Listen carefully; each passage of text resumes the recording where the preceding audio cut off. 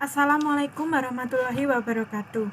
Kami di sini akan mempresentasikan hasil diskusi kami tentang bauran pemasaran bisnis jasa yang beranggotakan saya, Indah Murniati, sebagai moderator sekaligus penyaji, dan Anita Safitri sebagai penyaji.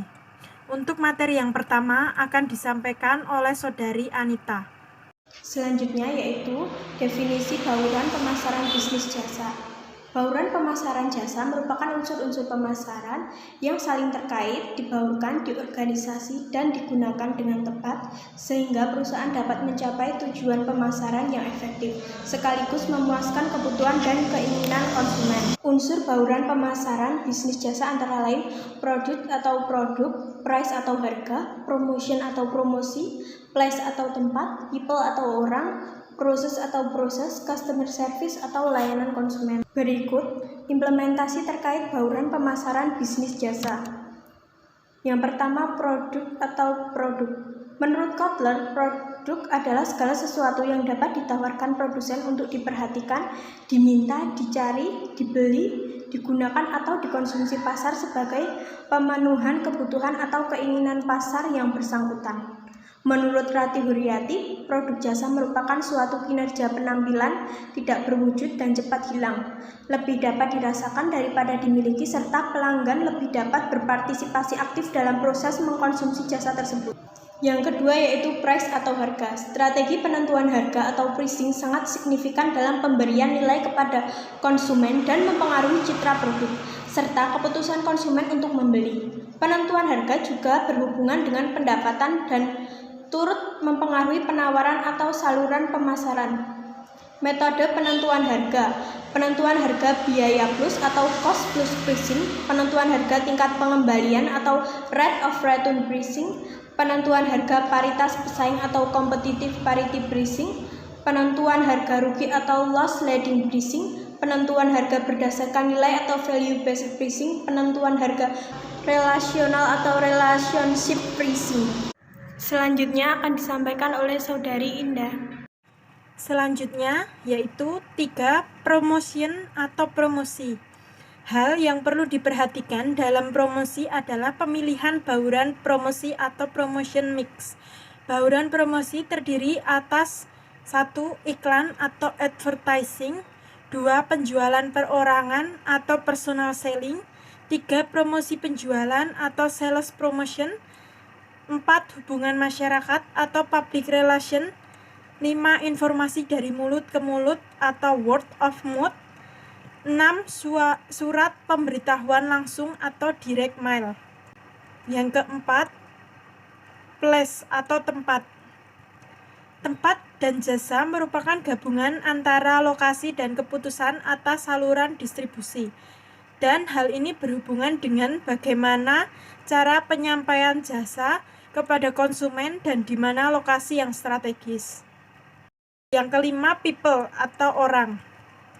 Dalam hubungannya dengan pemasaran jasa, maka orang yang berfungsi sebagai penyedia jasa sangat mempengaruhi kualitas jasa yang diberikan.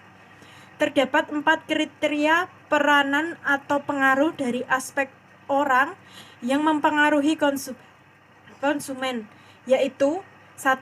Kontraktor. Orang yang di sini dimaksud berinteraksi langsung dengan konsumen dalam frekuensi yang cukup sering dan sangat mempengaruhi keputusan konsumen untuk membeli. 2. Modifiers. Orang yang dimaksud di sini tidak secara langsung mempengaruhi konsumen tetapi cukup sering berhubungan dengan konsumen. Contoh, resepsionis. 3. Influencer. Orang yang dimaksud di sini dapat mempengaruhi konsumen dalam keputusan untuk membeli tetapi tidak secara langsung kontak dengan konsumen. 4. Isolated. Orang yang dimaksud di sini tidak secara langsung ikut serta dalam bauran pemasaran dan juga tidak sering bertemu dengan konsumen. Contohnya karyawan bagian administrasi penjualan. Selanjutnya yang keenam, press atau proses. Proses merupakan gabungan semua aktivitas, umumnya terdiri atas prosedur, jadwal pekerjaan, mekanisme, aktivitas, dan hal-hal rutin di mana jasa dihasilkan dan disampaikan kepada konsumen. 7. Customer service atau layanan konsumen. Pada pemasaran jasa, lebih dilihat sebagai hasil dari kegiatan distribusi logistik, di mana pelayanan diberikan kepada konsumen untuk menyampai kepuasan. Layanan konsumen meliputi aktivitas untuk memberikan kegunaan waktu dan tempat, termasuk pelayanan pra-transaksi, saat transaksi, dan pasca transaksi. Yang terakhir yaitu bukti fisik. Bukti fisik sendiri dibedakan menjadi dua, yaitu bukti fisik esensial dan bukti fisik pariperal. Untuk yang bukti fisik esensial, mewakili keputusan yang dibuat penyedia jasa mengenai desain dan layout bangunan, peralatan yang digunakan, jenis armada atau transportasi, suasana ruang tunggu. Untuk selanjutnya bukti fisik pariperal memiliki sedikit nilai berdiri sendiri. Contohnya pada tiket KA atau kereta api tidak memiliki nilai mandiri dalam dirinya, tetapi memiliki hak untuk mengalami layanan pada saat tertentu.